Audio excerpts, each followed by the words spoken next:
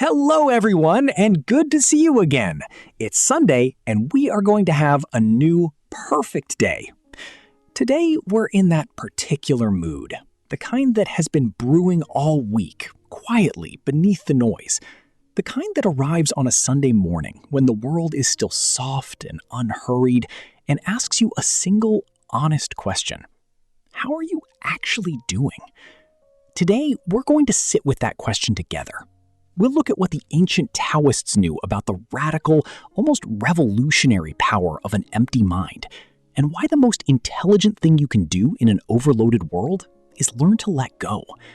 We'll spend time with Matthew McConaughey, who has a quietly devastating thing to say about the way we race against a clock that never gets tired. We'll stand in Cape Town in 1966, inside one of the most courageous speeches ever delivered, Bobby Kennedy's Ripple of Hope, and we'll ask ourselves what one ordinary person can actually do. And finally, we'll look honestly at the one thing we all know but rarely want to say out loud. Nothing changes if nothing changes. If this is your kind of Sunday, hit subscribe, leave a like, tell someone who needs it.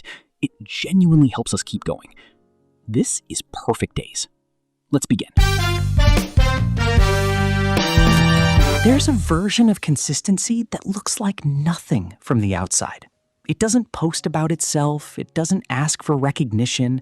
It's not a streak of 300 days or a productivity spreadsheet color-coded in 3 shades of green. It's just a tiny, almost invisible decision that gets made every single morning. To show up. To take the one small step that the day in front of you is asking for. Not the mountain, not the whole staircase, just the next step. We live in an era that worships transformation, the dramatic pivot, the overnight breakthrough, the before and after.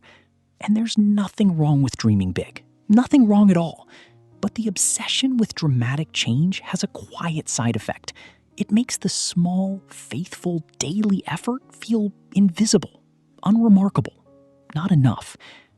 But today, every single piece of audio we're going to hear circles back to the same hidden truth.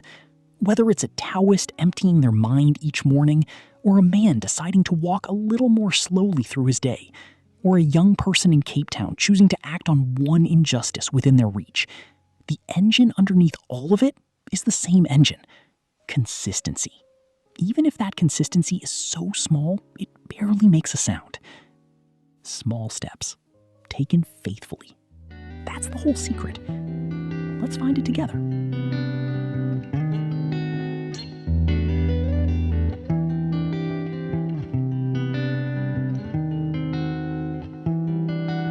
Centuries ago, the Taoist philosophers, Lao Tzu, Zhuangzi, looked at this exact human struggle and proposed something radical.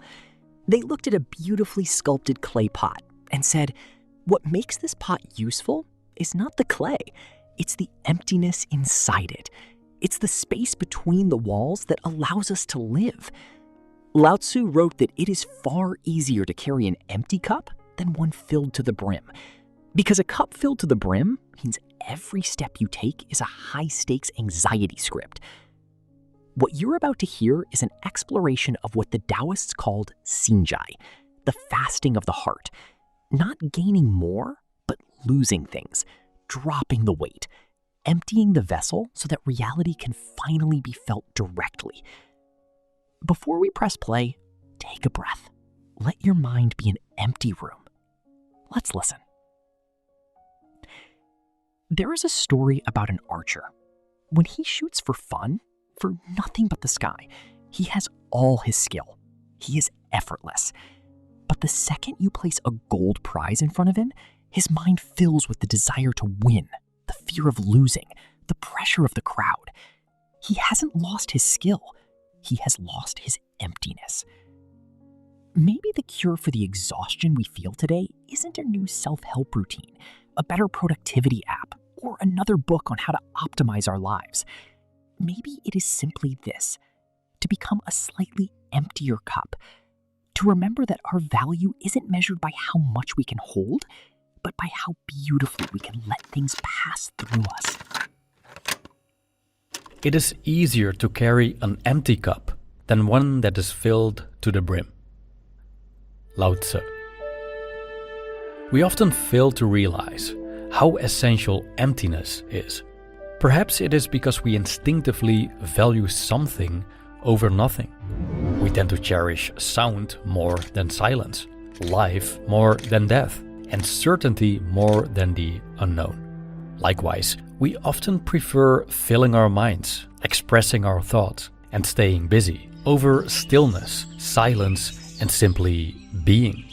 To the modern human, what's emptiness but a deficiency to be filled? But the ancient Taoists saw emptiness very differently. They believed emptiness has inherent value.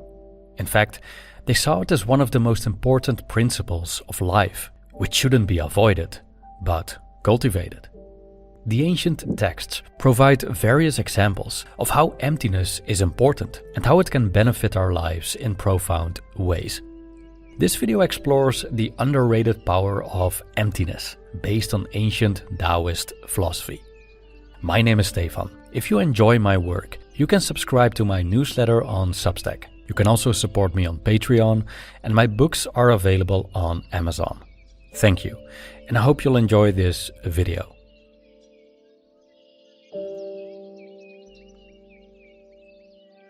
Imagine walking through a large, beautiful, bustling city like Paris, Rome, or perhaps Singapore. Since Taoism is very much present in Singapore, it seems like a fitting place for our thought experiment. So you're walking through Singapore. What do you see? You see skyscrapers in the distance, a Hindu temple on your left, a coin laundry on your right, and a subway station in front of you. You see people walking around, trees and plants decorating the sidewalks, and cars driving on the insanely clean streets. There's much to see in Singapore. It's a colorful, diverse place. But as you walk through its streets, are you paying attention to what isn't there? Are you aware of the spaces around and within everything you see? These questions may seem strange, but the Taoists argued that emptiness is as much part of things as their physical form. In fact, it is often emptiness that makes them useful. 30 spokes are joined together in a wheel, but it is the center hole that allows the wheel to function. We mold clay into a pot, but it is the emptiness inside that makes the vessel useful, according to the Tao Te Ching. When we think about it, without emptiness, none of the things we observe in our world can really exist. As the ancient Greek philosopher Parmenides already suggested, we need empty space. We need it for movement, for separation between objects and beings, for making anything functional. Take a house, for example. We may put great emphasis on the materials used to build it, such as its concrete walls, wooden doors, or soundproof windows. We want the foundation to be strong, the roof to be durable. But as Lao Tzu suggested, isn't the emptiness inside that makes it livable? Sure, we use the materials to put the house together, but it's mainly the empty spaces between them that we use.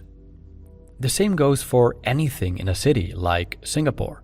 It's the empty space within subway stations that allows us to enter, walk to the platforms, and board trains. It allows these trains to move within the tunnels in the first place. So emptiness turns out to be highly essential for our existence. Okay, that's a nice observation, but how could this notion help us in our daily affairs? The ancient Taoist texts show that the significance of emptiness isn't limited to the mere functionality of objects in the world. It also applies to the workings of our minds and how we feel. From a Taoist perspective, the problem with many people is that their minds are simply too full. Let's take a look.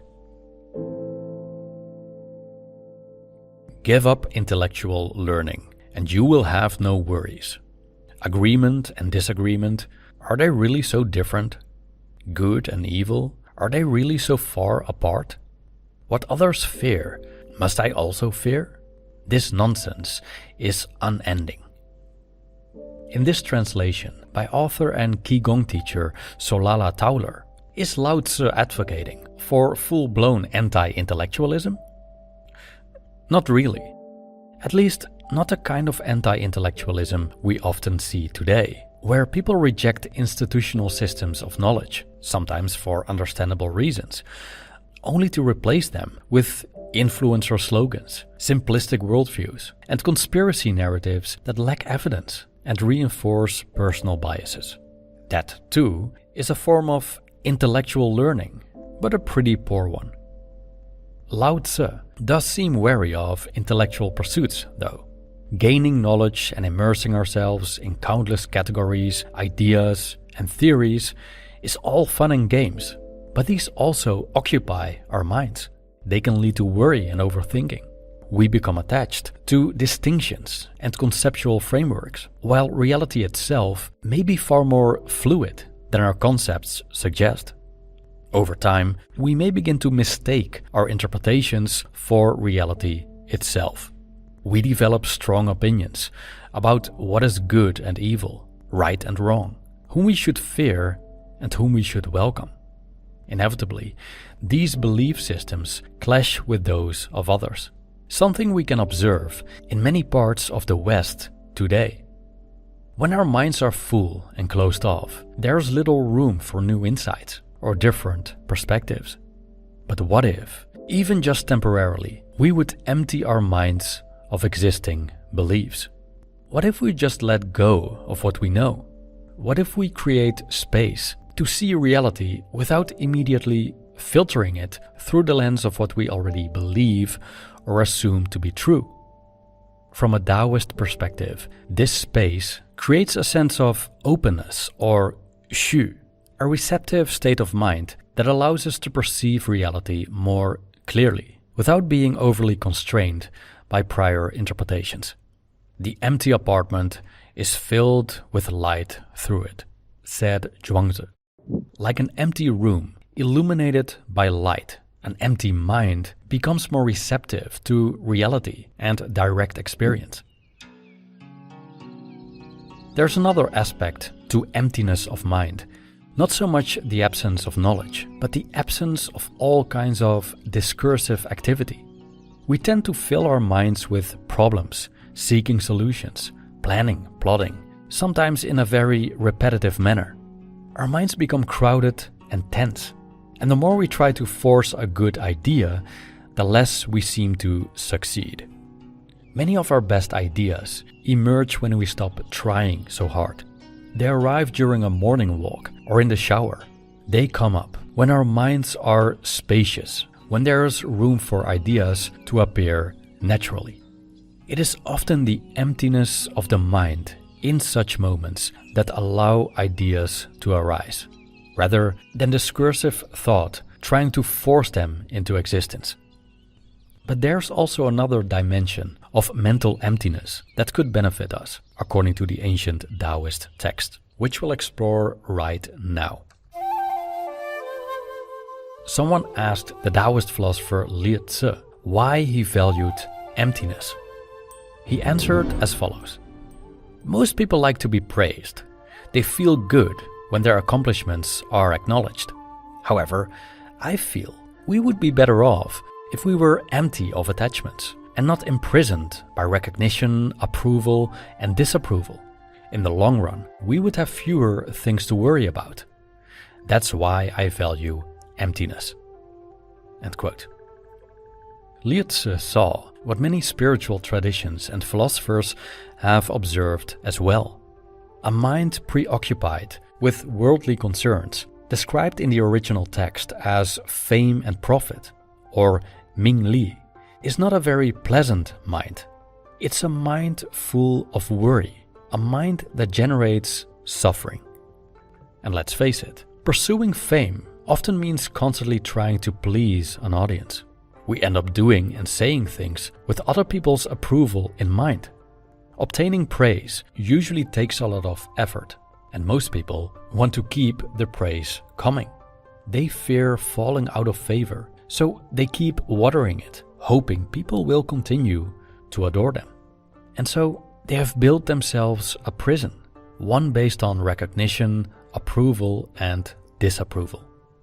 What's even worse is that people's opinions aren't in their control, and they might fall out of favor anyway, despite their efforts.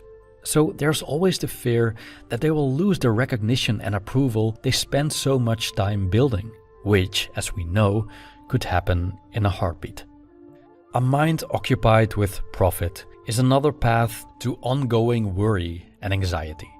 When we view life primarily through the lens of gain and loss, our well-being becomes tied to circumstances beyond our control. Success leads to satisfaction, while failure brings disappointment. And so we spend our days pursuing profit and guarding against loss, as our happiness depends on it. Often, that's a stressful way to live.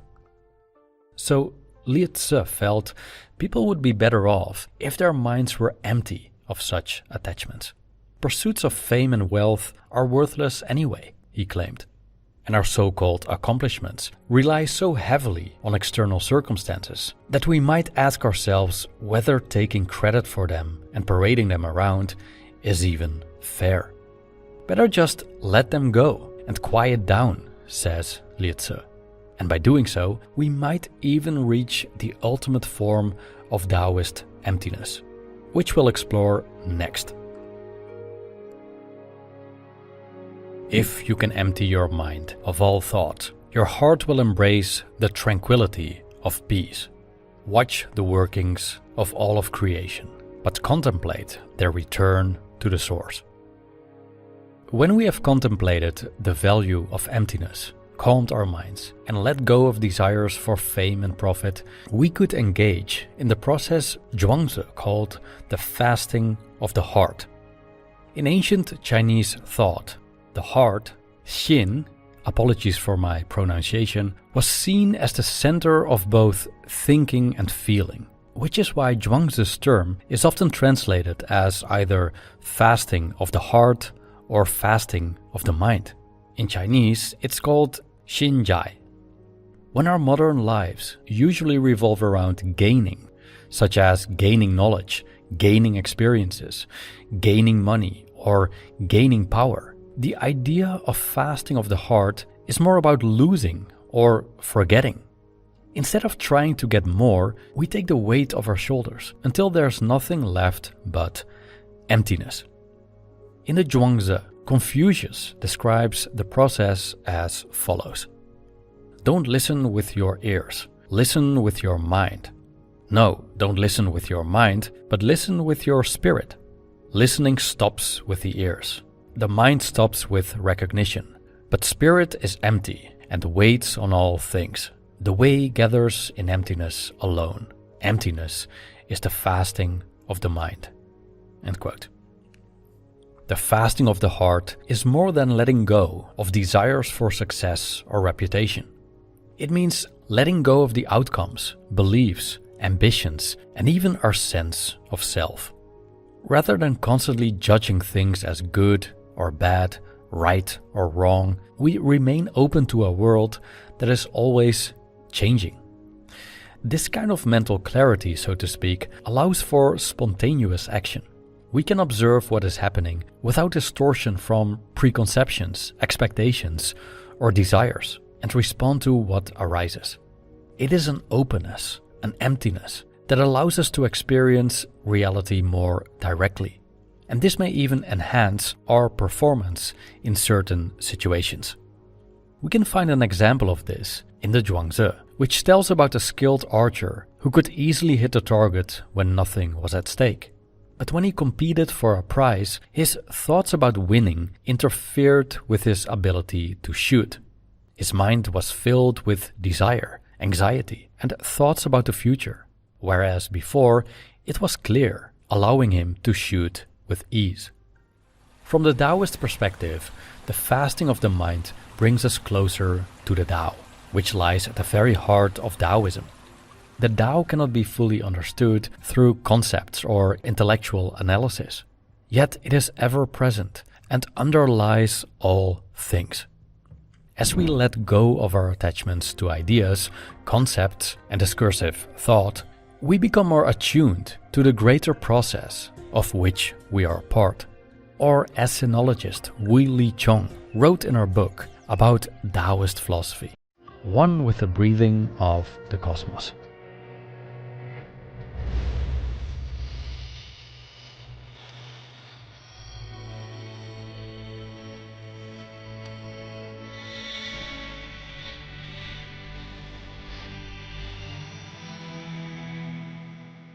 We have more time-saving technology than any human civilization in history. We don't have to wash clothes by hand or wait weeks for a letter. And yet, if you ask anyone on the street how they're doing, the collective answer is almost always a sigh and a variant of, "I'm just so busy, I'm running out of time." Matthew McConaughey, actor, storyteller, a man who grew up under the wide Texas sky, has spent years cultivating what he calls sauntering through the day, not racing. He wrote a poem called Twice the Time, which captures that painful human habit of living in the future while completely missing the present. Take a breath, drop your shoulders, and let's listen. Time. Ah, the big existential question. We're all trying to find more of it, save more of it, and even get ahead of it. Me, I love to be on time. And when I am, I do not need a watch. I don't just mean appointments. I mean finding a pace and a frequency where I'm not tardy for anything, where I never have to rush. People tell me all the time, they say, "Man, McConaughey, you're so laid back, so cool." Well, look, that's got a lot to do with the fact that I've prepared and planned for the day ahead.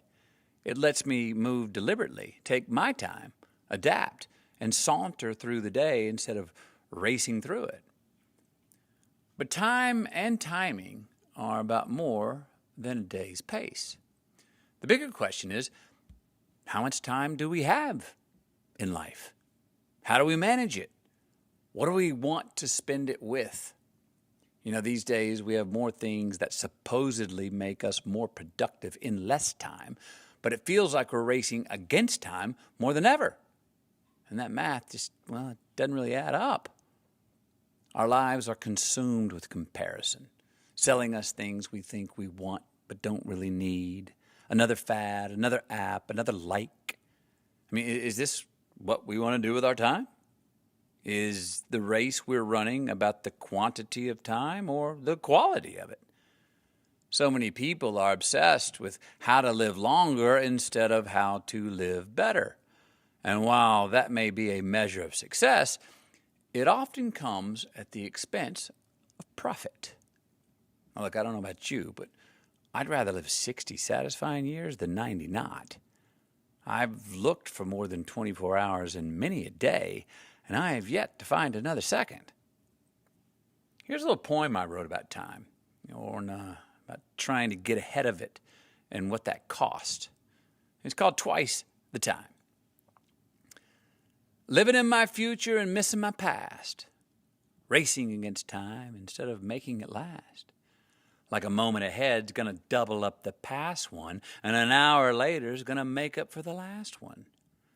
Yeah, this showing up early is just as late of a fix as 8 is to 4 when the truth sits at 6. Just feels like this dying is a one-way debit. So I'm getting ahead to find equal credit. Yeah, I think we all do that sometimes. Hadn't pulled it off yet. Well, had a pretty good time trying, though. We'll see. See you next week. Take your time.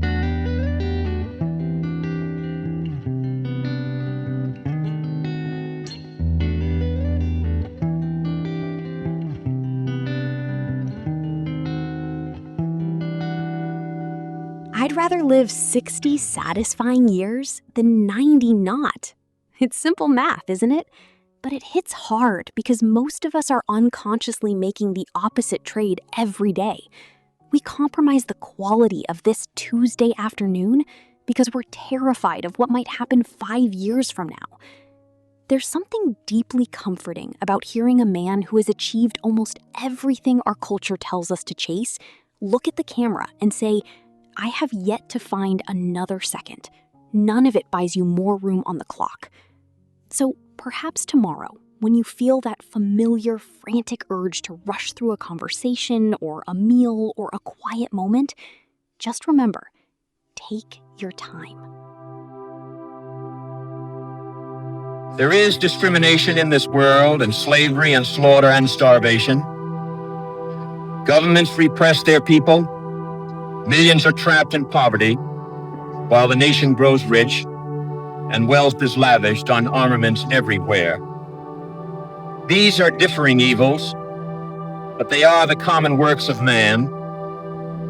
They reflect the imperfection of human justice, the inadequacy of human compassion, our lack of sensibility towards the suffering of our fellows.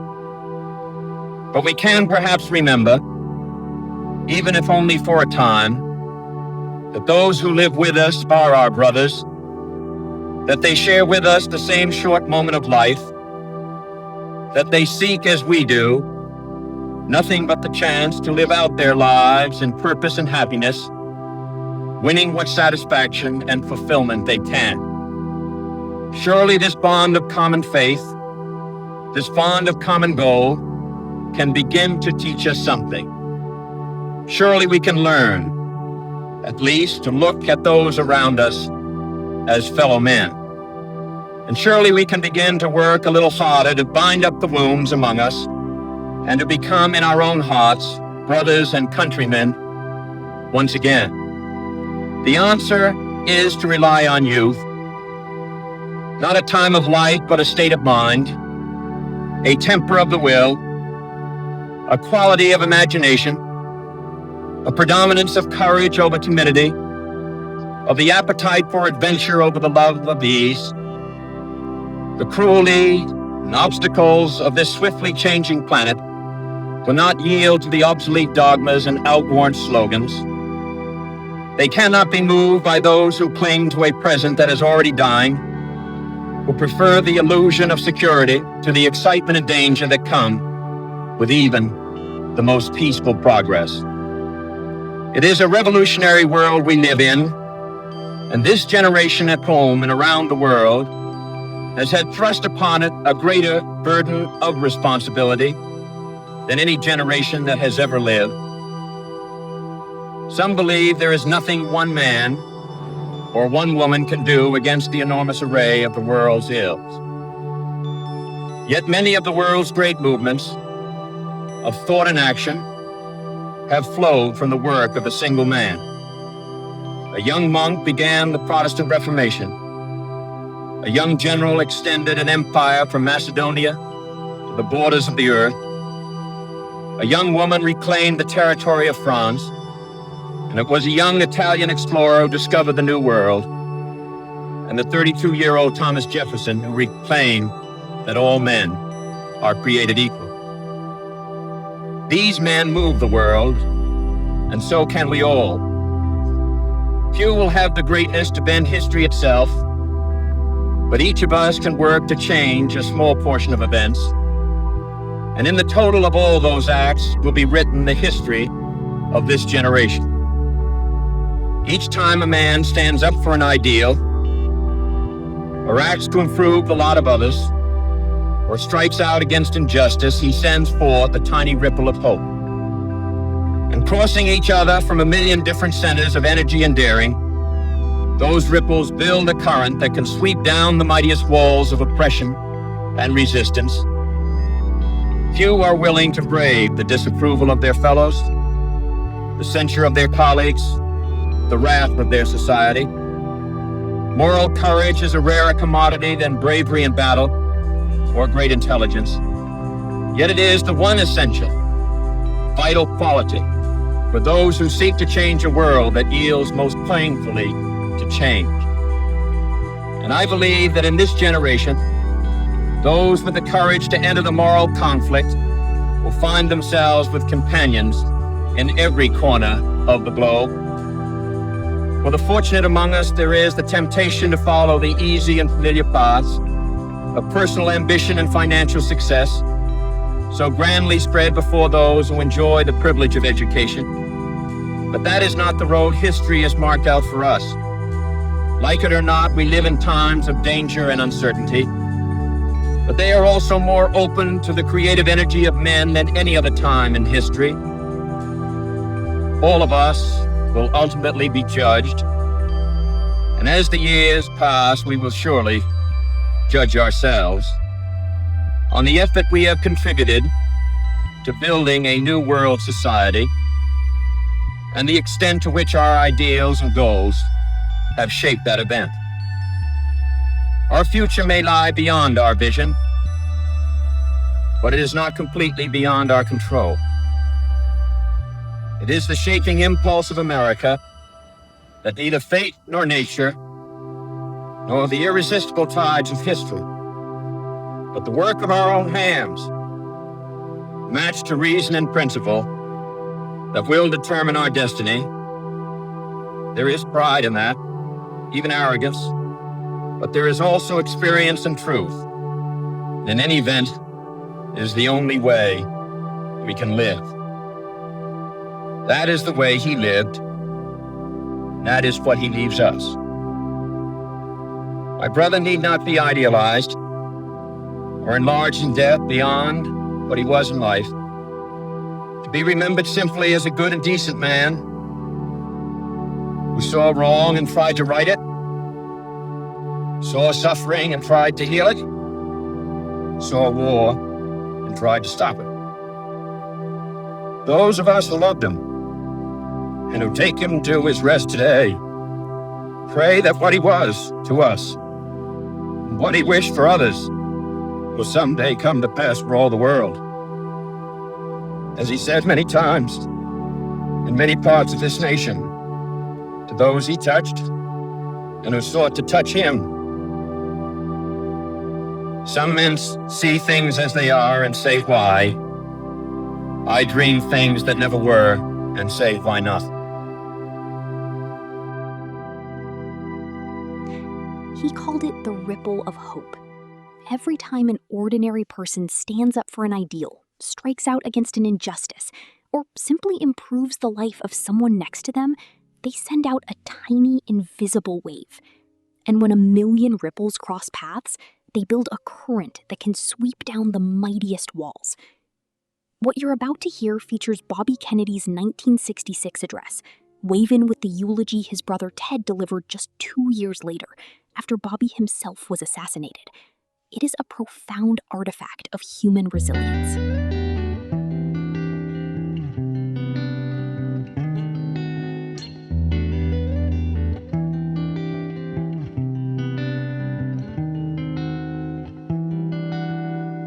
In what you're about to hear, Theo Von, a comedian with a beautifully raw honesty about his own struggles, talks about how we burn the best years of our lives waiting for conditions to be perfect, while the candle gets smaller. You'll also hear from a young hero, stripped of his weapons and confidence, who sits in the dirt and says, I have nothing. And a wise mentor who asks, are you willing to give up so easily just because it got hard? And Chazz Palminteri sums it up with perfect, unforgiving clarity. If you always do what you always did, you will always get what you always got. Before we press play, look at your own hands. Nobody else can walk your path, and nobody else can decide when your journey begins. Only you. Let's listen. I don't want to live in a hole anymore. It makes me feel poor. We are poor, but we're happy. Come see, come sa. Anyway, the views are better above ground. Honey, I'm 7 non-Fox years old now. My father died at 7.5. I don't want to live in a hole anymore, and I'm going to do something about it. You cannot change your life unless you change something. If you always do what you always did, you'll always get what you always got. No matter what it is. Many times you say to yourself, I gotta lose weight, I'm too fat. And then you know what? During the day you eat at night, and then next day you get mad at yourself. Well, what do you want? What do you want? You got to change something. Fear is never reaching your potential. That's it. That always falling short, always quitting before you're done, always procrastinating, always not doing the right thing. And then one day you're an old man. Yep. And you look back and go, God, I could have been great. Yep. It could have been great. You must get up. Your journey is not over. I can't fight him. He has all my weapons. I have nothing. When you began your journey, you were determined. Nothing could stop you. And now that you are so close, are you willing to give up so easily? It was easier at the beginning. Beginnings are often easier. But think of all that you have accomplished along your journey. I'm gonna have setbacks, I know. But if I'm feeling bad, that doesn't mean I'm doing bad. That doesn't mean I am bad. That doesn't mean that I can't still take some action. Because nothing changes and nothing changes, man. I'm always waiting for everything to be perfect before I live my life. As soon as these things line up, I'm gonna live my life. I'm never gonna get to that where everything's okay, where everything looks a certain way. And in the meantime, I'm burning the best time I do have available. I'm burning that candle up. I'm burning this candle down, and I'm saying as soon as it gets bright enough or warm enough in here, I'm gonna show up. But the candle's getting smaller. What's the point of fighting my way up the mountain when someone else is just going to come up the easy way? There is always going to be someone who does things the easy way. But that should not stop you from doing things the right way. It is your journey, young warrior. Only you decide when it ends. We learned from the Taoists that an empty mind isn't a failing mind, it's a free one. That usefulness lives not in the clay, but in the space inside the vessel. We sat with McConaughey and his open Texas highway and remembered that being chronically 5 steps ahead is just another way of being late to the only moment that actually exists. We stood with Bobby Kennedy in Cape Town and understood that the size of your ripple doesn't determine its power, only the direction of it does. And we closed with the most uncomfortable mirror of all, the one that shows us the exact shape of our own stagnation and asks us what we're going to do about it today. The through line in all of it is something smaller and more stubborn than inspiration. It's consistency. The tiny, unfashionable, unsexy act of taking the next step even when it doesn't feel like enough, especially then. So take that into your week. Empty the cup a little. Saunter instead of sprint. Send one small ripple. Change one thing. We'll be here next Sunday.